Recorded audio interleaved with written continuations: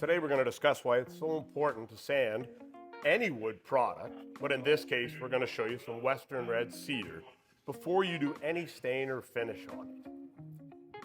Critically speaking, when you pour what we would call the water test, you'll put a little water on it, you'll see that it doesn't penetrate very well on unsanded wood.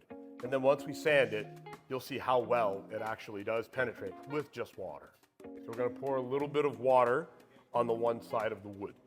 And we'll see that it beads up fairly significantly. You'll see it just sits on the surface, doesn't really penetrate it at all. Even if I run my hand in it, it's still sitting on the surface. So the next step is to sand the other side, and we'll see what happens with the water when we do that.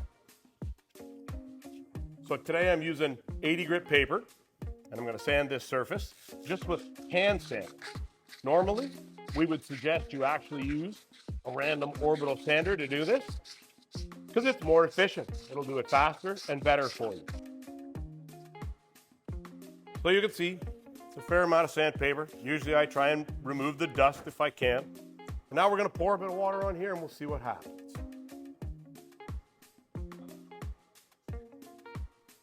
See that water just moves right out. The other just beaded and it's sinking right down in. You can see it disappearing.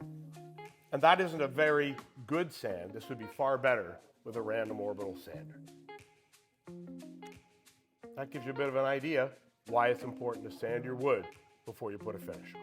So this is a test you can do at home on your wood before you ever put any stain on it, just to see how porous it actually is.